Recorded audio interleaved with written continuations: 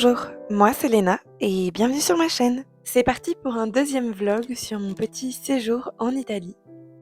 Et figurez-vous que les bonnes habitudes ne changent pas puisque aujourd'hui c'est dimanche et les dimanches c'est le jour de la brocante. Alors après un petit trajet en bus, nous voici arrivés dans le grand marché brocante de Trastevere. Il y avait tellement de choses que je ne savais plus où donner de la tête. Et heureusement que ma mère porte un magnifique chapeau vert, ce qui m'a permis de l'identifier dans la foule beaucoup plus facilement et de ne pas perdre notre petit groupe.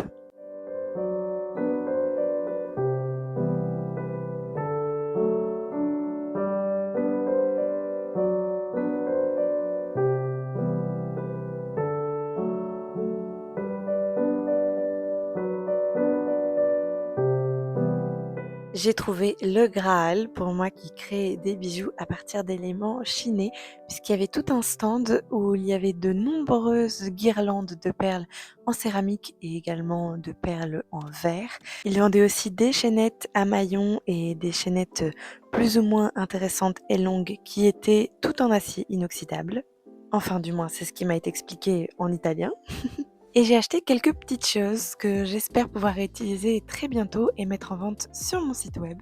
Site web dont j'ai parlé il y a déjà un an, je dirais à peu près, et dont j'ai reparlé récemment dans une vidéo haul que je vous remets dans le petit i qui s'affichera juste en haut de l'écran.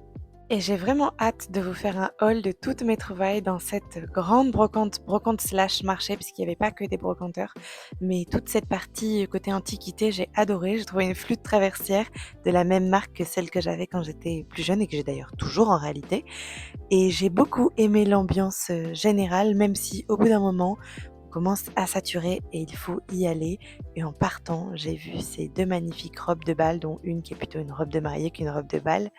Et on avait tellement faim qu'il fallait aller s'asseoir, se poser un instant, s'hydrater et manger. Et je dois dire que c'était particulièrement bon.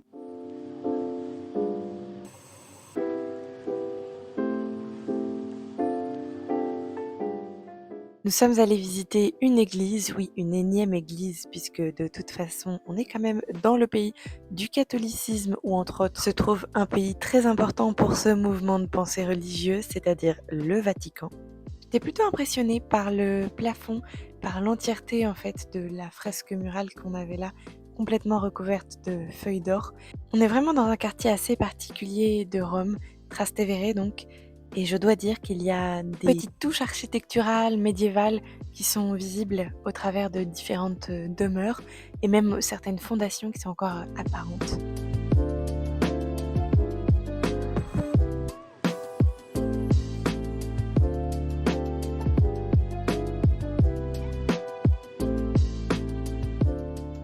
Sous vos yeux ici, la jolie petite île Tibérine. Alors je dis petite puisque c'est 270 mètres de longueur et 60 mètres de largeur seulement. Pas bien grande cette île. Et si vous y connaissez un tout petit peu en jeu vidéo, sachez qu'elle était représentée comme étant le repère des assassins dans Assassin's Creed.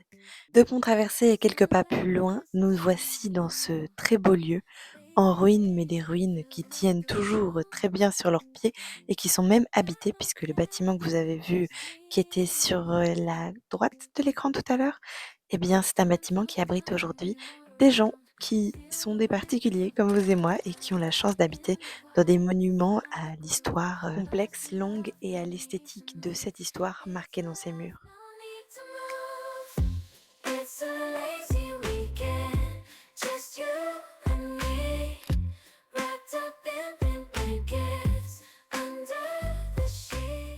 Une fin de journée avec un petit restaurant thaïlandais qui commence comme la coutume le veut avec des chips et des crevettes et qui va bien se terminer. Je vais vous expliquer pourquoi. On a tous commandé nos plats, mais moi il y a une chose que j'attendais avec impatience, c'est le dessert, puisque je dirais que c'est peut-être mon plat préféré. Il s'agit du mango sticky rice, c'est de la mangue et du riz gluant et j'étais très contente. Et on reste sur une note de nourriture puisque c'est le 4e jour qui s'ouvre aujourd'hui sur un départ. On va effectivement quitter Rome, mais on va prendre le train et on a besoin de prendre avec nous de quoi nous sustenter pendant ce trajet en train. Alors on cherche dans l'enceinte de la gare ferroviaire à Rome les petits plats qui nous font envie et que nous voudrions transporter avec nous.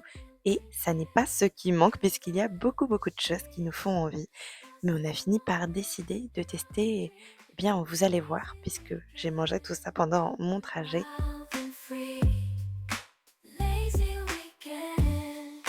Et oui, j'ai pris 2 arancini et j'étais très contente de goûter pour la première fois des arancini.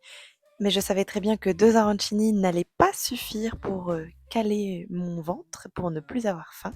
J'ai donc décidé de prendre 2 galettes de pommes de terre avec à l'intérieur du parmigiani, c'est-à-dire du parmesan et surtout de l'aubergine et de la tomate préparée à l'italienne et c'était délicieux.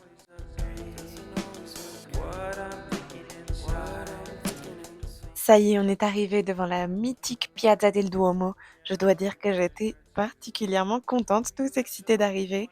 J'avais le sourire, plein la bouche et les paillettes plein les yeux et ça ne fait que commencer puisque nous passons sur la place, nous passons devant la place, mais nous allons d'abord déposer nos affaires au logement et puis ce sera un retour vers le centre-ville pour découvrir de nombreuses choses sur plusieurs jours. J'ai hâte de vous emmener à mes côtés pour vous parler un petit peu de tout ça et pour raconter quelques merveilles de l'histoire de l'art dont regorge cette ville qu'est Florence, en lien entre autres avec la France, puisque le royaume de France a eu une grande importance dans la vie de Florence avec la famille Médicis qui a passé un sacré paquet de temps à Florence et en Italie de manière générale. Mais bon, ça sera pour plus tard. Pour l'instant, direction le logement. On y est arrivé, on a installé nos affaires et on est monté vers la Piazza Michelangelo sur laquelle on a pu observer une vue magnifique d'un Florence qui s'éteignait petit à petit puisque le soleil était en train de décliner.